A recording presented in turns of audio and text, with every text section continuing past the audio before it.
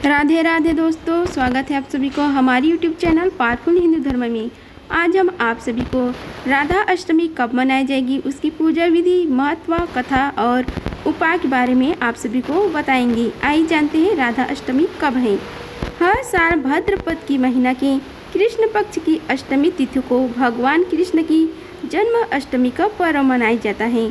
वहीं भाद्रपद के महीने की शुक्ल पक्ष की अष्टमी तिथि के दिन राधा अष्टमी का पर्व मनाया जाता है। यह दिन राधा रानी के जन्म उत्सव के रूप में मनाया जाता है। हर साल जिस तरह श्री कृष्ण की जन्म अष्टमी का त्यौहार मनाया जाता है, उसी तरह राधा अष्टमी का त्यौहार भी देश भर में धूमधाम से मनाया जाता है। यह दिन राधा रानी के जन्म उत्सव के रूप में मनाया जाता है।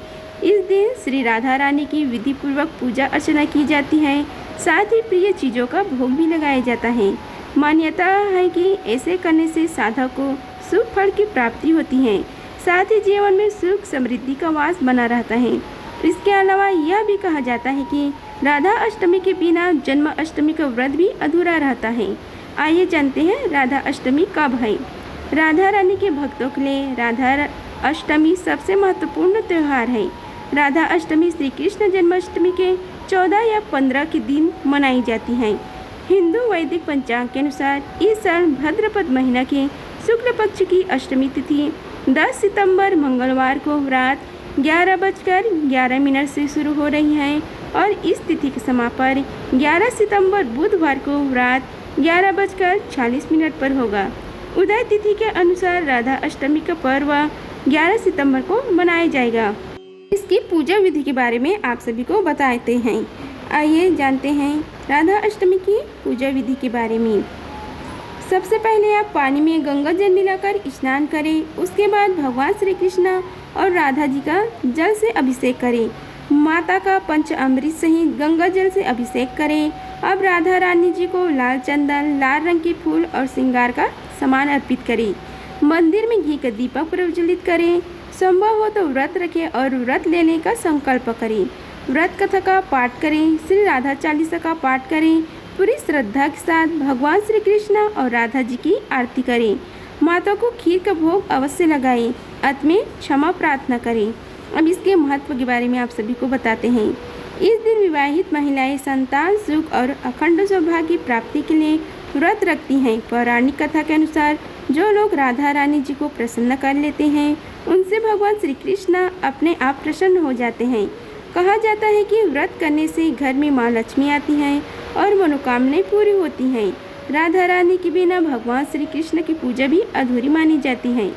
पौराणिक कथा के अनुसार भाद्रपद के शुक्ल पक्ष की अष्टमी तिथि को वृषभानु की पत्नी कृति ने राधा जी को जन्म दिया था।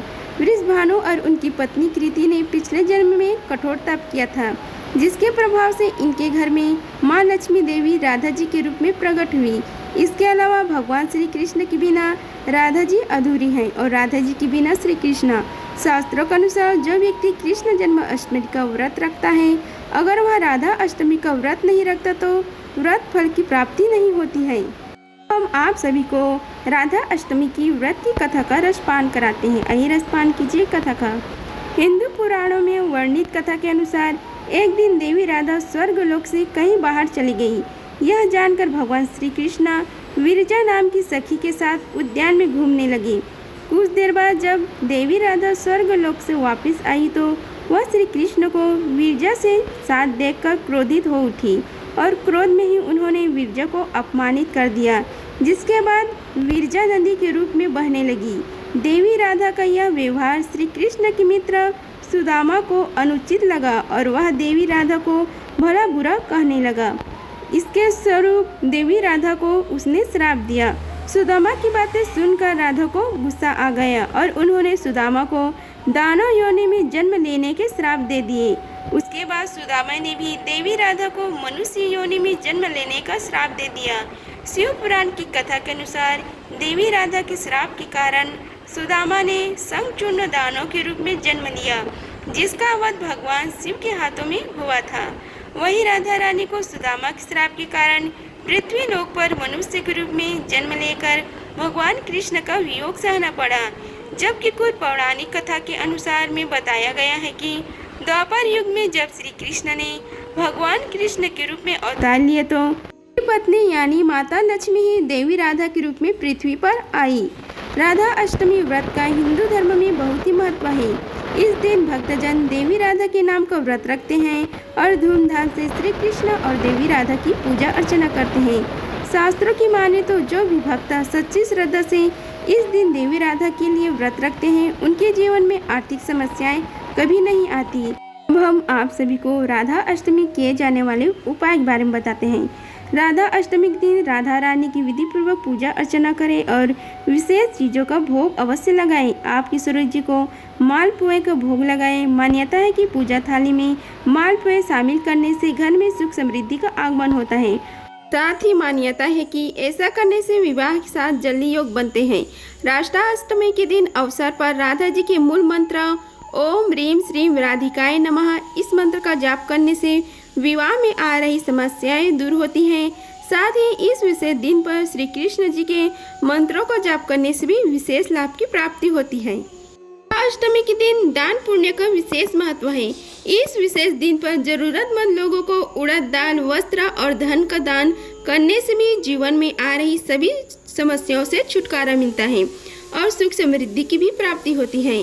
शास्त्रों के अनुसार राधा अष्टमी के शुभ अवसर पर राधा रानी और भगवान श्री कृष्ण को गुलाब का ताजा पुष्प अर्पित करने से विशेष लाभ की प्राप्ति होती है।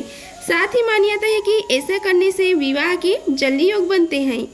राधा अष्टमी के दिन तिल का दान गुप्त रूप से करें। आप उड़द की दाल, काले कपड़े और लोहे के भी दान कर सकते हैं। इस बात का खास ध्यान रखें कि कुंवारी कन्याएं श्रृंगार से जुड़े सामान का दान भूलकर भी न करें। कुंवारी कन्याओं की विवाह में अगर अड़चन आ रहे हैं तो आप राधा अष्टमी के दिन ओम ह्रीं श्री राधिकाय नमः मंत्र का जाप करें। इससे अगर आपके विवाह में कोई भी समस्या आ रही तो वह उससे छुटकारा मिलती है। सफलता प्राप्ति के लिए राधा अष्टमी के दिन राधा रानी की पूजा करें और उन्हें गुलाबी वस्त्र अर्पित करें। साथ ही इस मंत्र का 11 बार जाप करें। मंत्र है राधा वल्लभाय नमः। मनोकामना पूर्ति के लिए राधा अष्टमी के दिन राधा रानी और भगवान श्री कृष्ण को घी का भोग अवश्य लगाएं। ऐसा करने से आपकी सब मनोकामनाएं पूरी होती है। विवाहित जातकों को राधा अष्टमी के दिन पूजा के दौरान ओम ह्रीं श्री राधिकाय नमः मंत्र का जाप करना चाहिए। ऐसा करने से विवाह में आ रही बाधाएं दूर हो सकती हैं। वहीं अगर आप प्रेम विवाह करना चाहते हैं तो इसके लिए राधा अष्टमी के दिन ओम क्लीं कृष्णाय गोपीजन वल्लभाय स्वाहा मंत्र का जाप करें। आपको इस मंत्र को कम से कम 5 माला जाप करनी चाहिए। अगर आप सभी को हमारी वीडियो अच्छी लगी होगी तो वीडियो को लाइक कीजिए, चैनल को सब्सक्राइब कीजिए और कमेंट बॉक्स में जय श्री राधा लिखिए। धन्यवाद। मिलते हैं अगले वीडियो में, तब तक के लिए जय श्री राधा कृष्णा।